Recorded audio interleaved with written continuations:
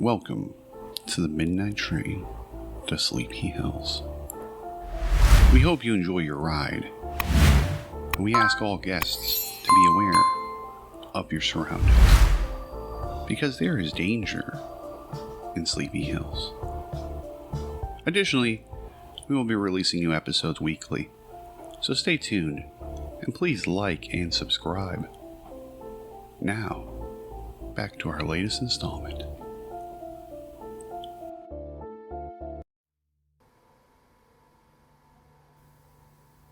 As the mechanics walked with the cardboard box in tow, Billy's claws were attempting to dig through the steel flooring of the tool cart. His teeth clenched with such tension that a pair of sharp pliers would have not done much better. It wasn't until both mechanics left that garage that Billy took a full breath of air. Now it is the time to run back to Lucy, thought Billy. The bigger challenge is, how would he be able to convince Lucy to collect some of the information on this car? With great care, he slowly detached his claws from the mechanic's uniform. Placing his black, furry paw on the cement floor, he gradually increased weight onto it, and leaning forward, his rear legs failed to calibrate. Crashing forward, the cement floor became magnified as the full weight of his frame struck. The gray painted floor quickly turned into the ceiling as his world rocketed underneath him.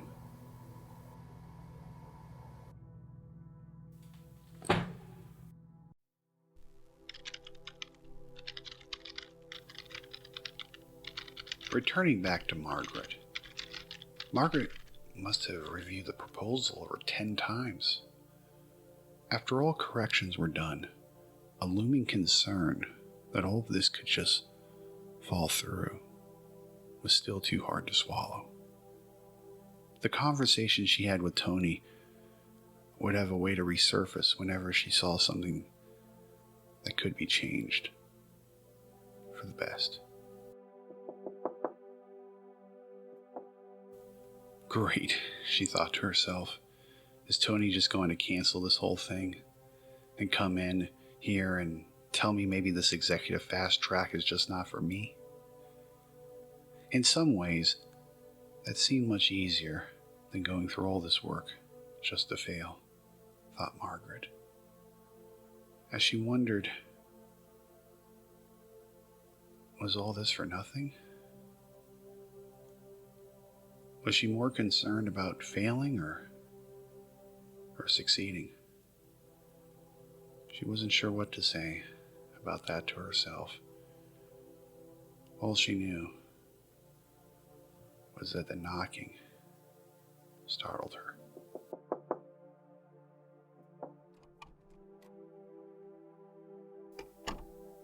"Oh, you can come in," exclaimed Margaret, starting to suspect that it wasn't Tony after all.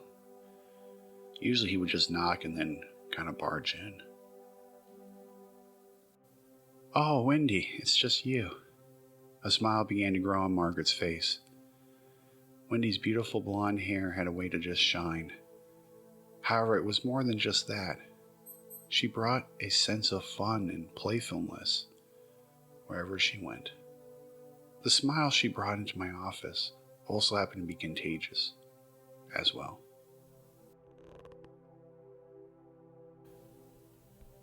Plopping herself down in the chair in front of me. "Well, Margaret, I need to tell you that I met the hottest guy not too long ago."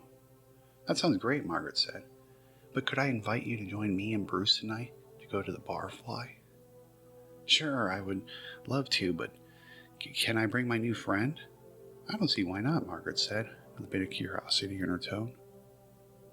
"Great. I'm sure Max wouldn't mind coming out tonight." "A double date sounds like a lot of fun," said Wendy, with a bit of excitement in her tone. Margaret thought for a moment. She should return back to her work. Yet, would reviewing the same proposal the 11th time make that much of a difference? I met Max at the library a few weeks ago, and he has a really cool motorcycle. He also looks so handsome, too. Margaret could see that Wendy's cheeks began to slightly redden while she talked about this guy. Her smile tended to grow as she described about how fit, tall, and clean-cut Max was. Margaret shifted her focus back to Wendy and the amazing Max. "Well, it sounds like tonight is going to be a whole lot of fun," exclaimed Margaret, returning a smile for a smile. "So how are things going with you and Bruce?" Wendy seemed to lean a bit closer to Margaret's desk. "They're going as well as could be expected," said Margaret, with a matter-of-fact tone in her voice. "What's wrong, Margaret? I get it that you want this executive position, but you can't let this place rule your life." "This place is not ruling my life, Wendy. Or it looks like that to me. We used to have lunches together for years. And I get it, that your workload has increased. That doesn't give you the excuse to not take some time to smell the roses." "You are much more mature than you look," Margaret said, smiling at this vixen. "You're probably right, Wendy. If I can get this big proposal approved, then maybe I can take that chill pill." "Well, as not a practicing doctor, I would say that at a minimum, you need to take 2 of those chill pills," chimed in Wendy with a glowing smile. Wendy leaned over and took my hand and gently squeezed it. "I care about you." "Thank you, Wendy. You're a true friend. But of course, friends don't let friends live their lives with a resting bitch face." Wendy said that with a slight wink, and the 2 women laughed as they looked at each other. "Well, I do need to run, Margaret, because I need to buy myself a motorcycle helmet. Tonight should be memorable for sure." Wendy left my office a bit brighter as the door closed behind her, and she reluctantly returned her eyes to the computer.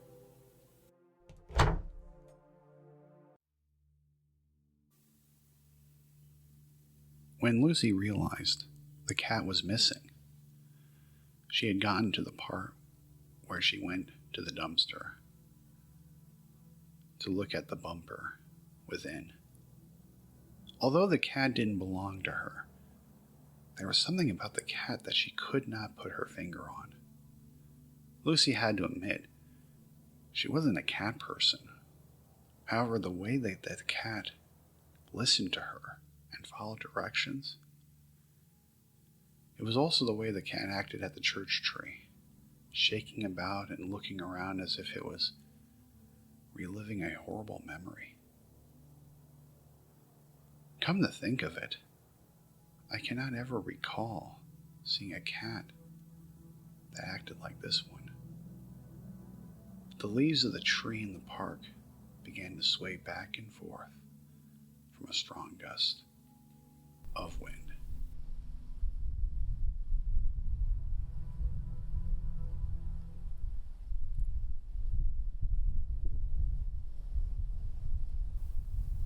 There across from the street, she spotted her black furry friend entering the automobile repair shop.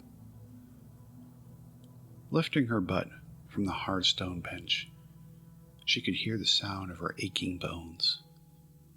I might be nuts, but I think I have found a new home for this little guy. With some renewed strength, she returned to the automobile repair shop to retrieve her new pet and see if she can spot the car who hit Billy last night. Her feet felt sore going from soft grass of the park to the asphalt. On the bright side, the noise from the shop seemed more subdued than her first trip. Creeping past the gated area, she returned to slowly moving behind one tower of tires for the next. The tan building had a double wide entrance, and above that entrance read, "Exit only." The sound of an industrial fan could now be heard clearly because of her proximity to the rear exit. With some courage, Lucy peered into the shop. There, directly to her right side, there were 4 lifts on each side, and the bright yellow paint did a great job of them sticking out. The cement flooring had a faint gray color that could easily be repainted. It probably needed to be repainted, or at the very least some touch-up paint, because there were scratches and skid marks, and certain areas were even peeling. It looked like it was in a bit of disrepair. Behind her, there were 4 doors that would likely lead to the dealership showroom. To Lucy's relief, no one appeared to be in the shop. That's when she spotted him, the black cat laying on his back, looking up at the ceiling. Well, maybe he really isn't that special after all, she concluded, with a slight eye roll. Wait, is that what I think it is? The words escaped her lips when she noticed the 3 cars at the end of the garage. It was the car to the far right. The front end was damaged, with a few bad scratches across the hood. The cat seemed to just roll forward and start heading towards the car to the right. Well, I guess this is destiny, thought Lucy, as she walked quietly and closely against the wall to her far right. She made sure not to touch any of the toolboxes, and as she walked by and progressed forward, she noticed the small tool cart that the cat was closest to. And as she walked by it, she made sure to stay as quiet as possible, following behind the cat. Billy wondered what he could do to convince Lucy to come, but he needed a better look at the car. The dented front end made him slightly uncomfortable of the night before, but finding the courage to not be so fearful was easier said than done. Coming to terms to what he had become needed to be done, and a bottle of Sky vodka would be necessary tonight. But lacking fingers, that would appear to be a greater challenge than the current circumstances. Furthermore, finding the person who did this to him was much more helpful than a pity party with a bad hangover the next morning. It was while inspecting the dented hood, a pair of footsteps were emitting behind him. It made his hair stand on end, and his tail was ready to stiffen up at any moment.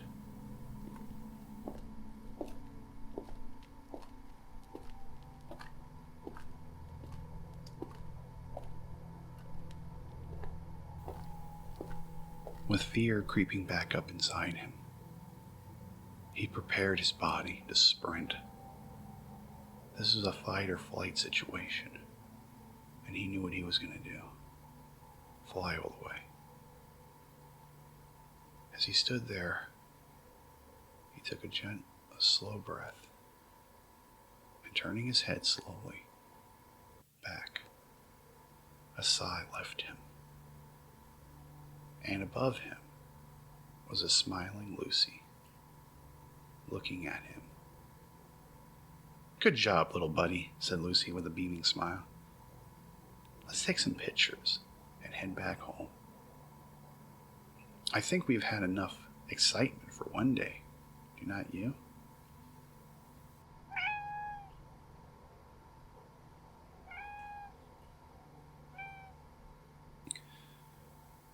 Lucy began to start searching her pockets. As she placed her hand in there, she kept digging around and digging around, and then she found it. As she slowly pulled out her trusty flip phone. The cat seemed to be excited by the phone in her hand. It was almost as if the cat knew what she was going to do. And as she smiled at the cat and lifted up the phone, she thought to herself, have I found my partner in crime?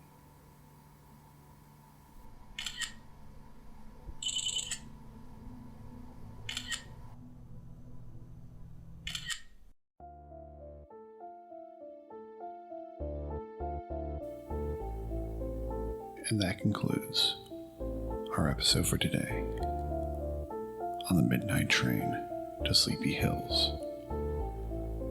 Please stay tuned next week for our next episode and follow the journey of what occurs in the town of Sleepy Hills.